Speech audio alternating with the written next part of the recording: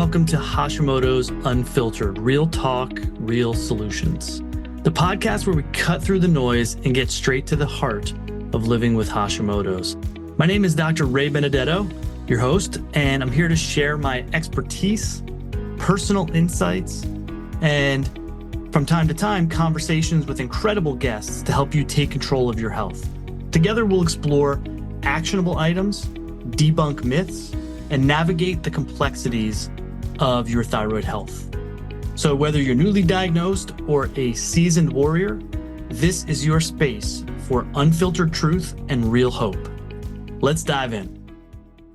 The topic of today's conversation is going to be a hidden source, one of the most important and overlooked hidden sources of thyroid inflammation. And that is, we're going to do the deep dive on your blood sugar, your blood glucose, and your autoimmune conditions and the inflammation and the autoimmune responses affecting your thyroid function.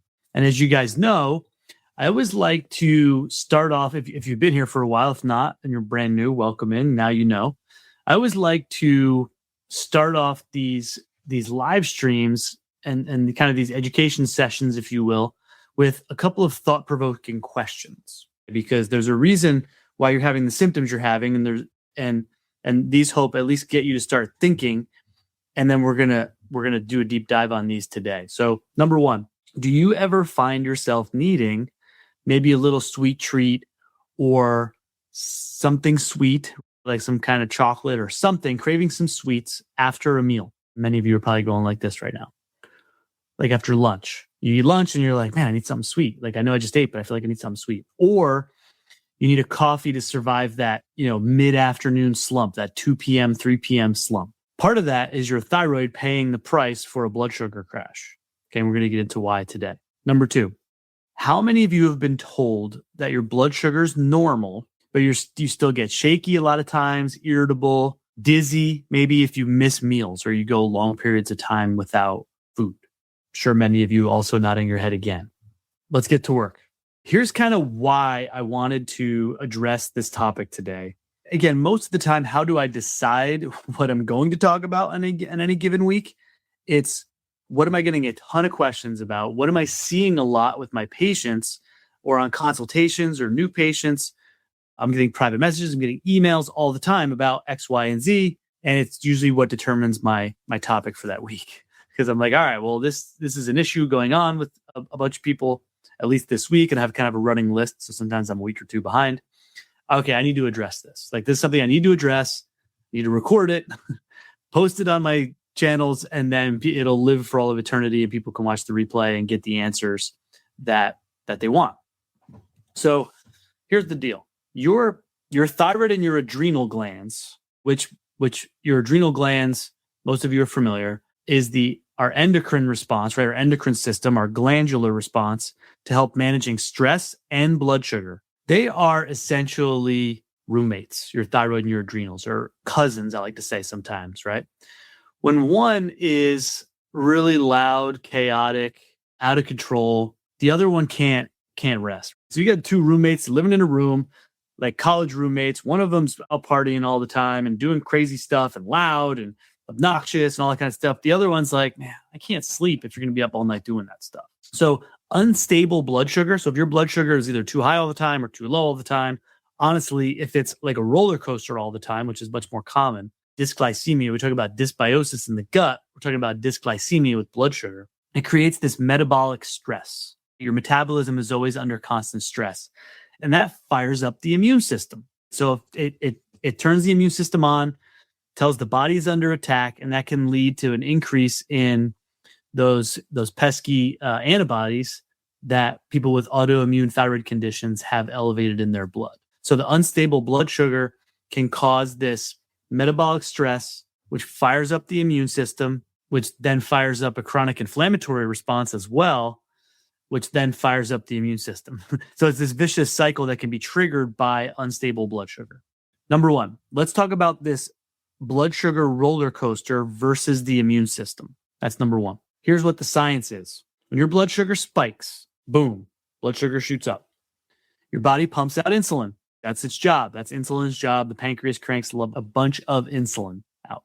When it crashes, something known as hypoglycemia, low blood sugar, the body pumps out cortisol. Okay, so when you eat, blood sugar goes up, pancreas creates insulin. You have an insulin response. And then that insulin takes the glucose to the cells where it needs to go. When that's over and your blood sugar starts to go like this, your body, your adrenal glands release cortisol. So your adrenal glands, yes, cortisol is something is a hormone that's released in response to stress, but it's also used, your adrenal glands meter it out in between meals to help stabilize blood sugar. Because what it'll do is it'll take stored blood sugar that you have in your organs, your muscles, and it'll liberate it. It'll pull it out of storage. It'll pull it out of savings and get it into the bloodstream. So that way, if your blood sugar dips too low, it'll keep it up, keeps it stable. So that's in between meals. So after meals, insulin response. In between meals, when your blood sugar starts to dip, cortisol. Now, if you have Hashimoto's or you have an autoimmune thyroid condition, this constant cortisol surge. So if you're getting this going on with your blood sugar, we're getting cortisol pumped out every time it dips. That's a signal. That's an alarm bell. It's a flare-up signal to your immune system. So think of your immune system as like a high-strung security guard, like a security guard that's like all whacked out, like hasn't slept in days. And every time your blood sugar drops too low, it's like someone tripped a silent alarm. So your body enters survival mode, cortisol spikes, the immune system starts going off again, inflammation starts, right? Which then continues to fire the immune system. And now your immune system is just shooting around and firing at whatever's nearby, which often is your thyroid tissue. So, being hangry is not just like a personality trait. Like, man, every time I get hungry, I get angry. It's a physiological emergency bell. Okay. That's number one. Number two, let's talk about something called glycemic variability versus hemoglobin A1C. Because no doubt you guys have seen these on your blood tests. Is something like hemoglobin A1C checked all the time with your blood sugar. All right. Again, here's the science behind this. Most doctors will check your hemoglobin A1C, which is your average blood sugar, what your blood sugar level is over about a 3-month period. However, you can have a perfect average while having wild daily swings. So like day to day, you can be high, low, but your average looks good. So it's this variability, the swings that cause the inflammation and the immune reaction, the immune responses and the inflammation, not just the average. Right? So if your head, think of it like this. I love analogies. Most of you have been following me for a long time. I love analogies and metaphors to help drive home the point, because the science stuff can get sciencey. So let's think of it like this. If your head is in a freezer and your feet are in the oven, right? On average, your body's comfortable, but you're certainly miserable. You're not feeling great. Just as your A1C is an average for Hashimoto's and for autoimmune thyroid issues, we care about the daily spikes and crashes. What we call that glycemic variability, because that's where the inflammation lives and that's where the immune system reaction lives. So you might feel inflamed all the time, even though your doctor says, well, your glucose is fine, your A1C is fine. That's number two. So we got to change the way we're thinking about this. This is a day-to-day. Of course, it's important long-term to look at someone's A1C. But day-to-day, we need to think about what's happening with the glucose and dips. Number three, I call this the healthy fruit smoothie trap. I also have 3 teenage kids, and they all play volleyball. So we're always at volleyball tournaments. And this is the same thing with this healthy fruit smoothie trap. My wife and I laugh all the time. At these volleyball tournaments, they have these healthy snacks. You guys have seen these before. Like there's national chains like Playa Bowls. They do this too. So they have these booths and there's these acai bowls, and it's like fruit and granola and yogurt, and it's a sugar bomb. It is a nuclear sugar. It is a bomb of nuclear proportions of sugar. And the line is out the door for these things. Like the line is 40 people deep for these things. It's crazy. And they are a sugar bomb. So that would be the same deal. If you guys have had acai bowls or you've seen them or you've seen a Playa Bowls, that's what they do. They claim to be like this healthy food. Same thing with this health fruit smoothie trap or healthy acai bowl trap. Here's the science. Many people, clients of mine before they get to me, all that kind of, before they get to me, because we got to change some of this stuff, start their day with a smoothie full of fruit, maybe honey, throw in a handful of spinach, Maybe they're getting an acai bowl, things like that, without enough proteins and healthy fats to buffer all the fruit sugar, which is fructose, which is not artificial sugar, but it's still sugar. So this creates a massive insulin spike. So you're going to get this big sugar bomb, which is going to cause a massive insulin spike, which is going to be followed by a huge mid-morning crash. So that wake up, glow up smoothie might be the reason that you have for breakfast, or that acai bowl, honestly, that you have anytime. It might be the reason that you need a nap a couple hours later. Without the protein and the fats to slow down the absorption, you're hitting your body, you're hitting your system with a sugar bomb that will trigger brain fog. It'll trigger thyroid inflammation.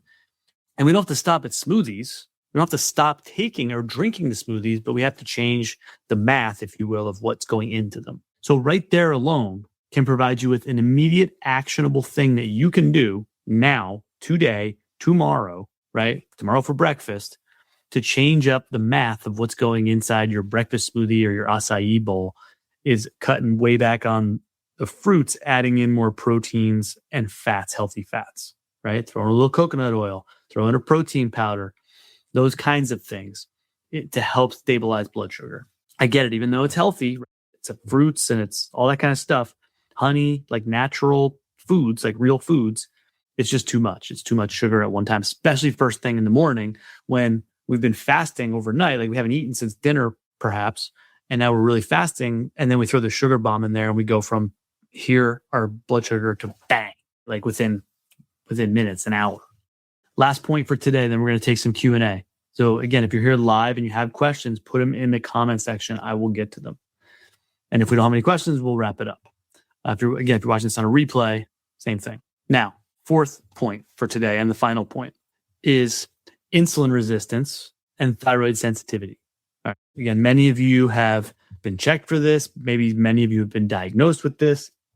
Even if you haven't and you have an autoimmune thyroid condition, you're probably experiencing some level of this.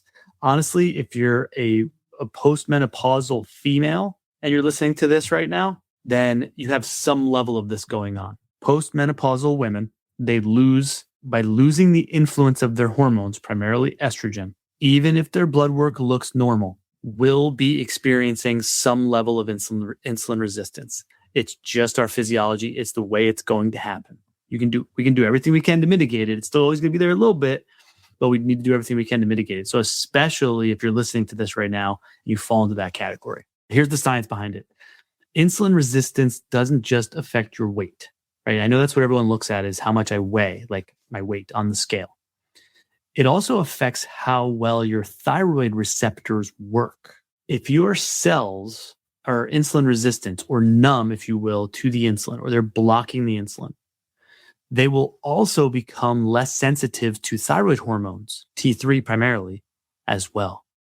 It's really hard to heal Hashimoto's and to get thyroid hormones into your cells. I don't care what they look like in the blood. Your levels look great in your blood. You still feel like you have all the thyroid symptoms. Those hormones are probably not getting into the cells. I don't care if your thyroid's making them or you're taking them in a medication. If you have some level of insulin resistance, and we want to minimize it as much as we can, your cells they're blocking the insulin. And so the blood sugar is not getting into the cells either. They are also becoming much less sensitive to your thyroid hormones, so they're not getting in the cells either. Inflammation and insulin resistance. Inflammation is going to block it all too. You could be doing everything. If we're not taking care of inflammation, the nutrients and the hormones and things that you need to get into your cells are not getting in there. Insulin resistance is a close second.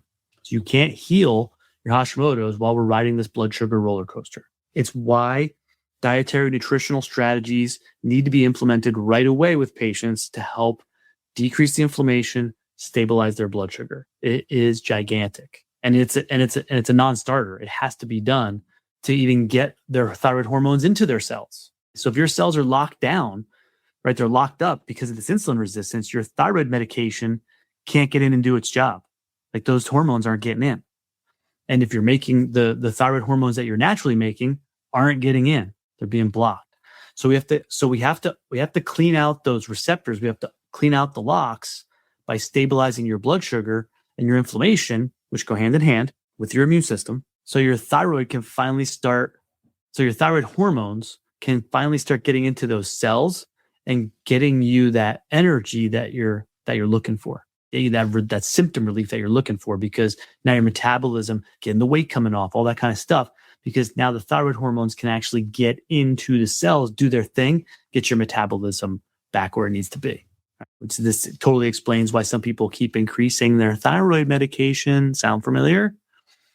And never get better, because their doctors are just treating their TSH with thyroid hormones. That's all they're doing, is dosing it according to their TSH. There's a very good chance that if we don't fix these things, inflammation, immune response, blood sugar, those are the big ones we're talking about today. There's other ones, gut, liver, all that kind of stuff. But things we're doing today, there's a good reason why your medications probably aren't working, even though your labs look normal, is that those hormones, whether your body's making them or you're taking them in a medication, are not getting into the cells where they need to go, because they're being blocked by inflammation. They're being blocked by insulin resistance and your immune system. Your immune system's really on a macro level. It's the inflammation and the insulin resistance, the blood sugar problems at a micro level, at the cellular level. That is all for today. I hope hearing this today helps you. It took 15 minutes for us to go through this today. And the reason I do these every week is because I want to make specific points to everyone who's listening, or anyone who cares, or anyone who wants to get well, that the things we're talking about today, why they're so important. It's not just, okay, you have to go on this special diet because I like to torture people, or because I'm using it to help my patients lose weight. That's not the case at all. There are very physiological, scientific reasons. Like, this is how our body works. So we're doing this because we have to do this to fix this if we're going to fix the bigger problem, right? Being the autoimmune thyroid issue, or getting rid of the symptoms that come from it. There's always a method to the madness. There's a reason why we do these things. And today, hopefully, it makes a lot of sense on why we need to deal with blood sugar and stabilize it, and on multiple levels. Okay, let's do a quick recap. The roller coaster versus the immune system. The blood sugar roller coaster is going to fire up the adrenals, it's going to fire up cortisol, which is going to fire up the immune system and fire up inflammation. We want to look at glycemic variability, which is day to day, what do your swings look like, as opposed to the average, which is important, but we got to do a deeper look on the variability of your glycemic load. Stay away from the healthy fruit smoothie traps and or pulse at volleyball tournaments. And lastly, this all comes down to the fact that all these blood sugar issues will eventually lead to insulin resistance, which is going to affect your cellular level absorption of blood sugar and of your hormones, all of your hormones, specifically your thyroid hormones. They can't get into the cells to do their job because they're being blocked. That's one of the whole reasons why we have to control blood sugar and insulin sensitivity. I want to thank you for tuning in to Hashimoto's Unfiltered, Real Talk, Real Solutions. Again, my name is Dr. Ray Benedetto, and I hope today's episode helped to give you the tools and the insights you need to take another step forward on your Hashimoto's journey. Don't forget to subscribe, leave a review, and share this episode if you think someone could benefit. You can also connect with me on Facebook at Dr. Ray Benedetto, and on my website, drraybenedetto.com, for more resources and updates. Until next time, remember, you're not alone, and real solutions are always within reach. Take care and be well.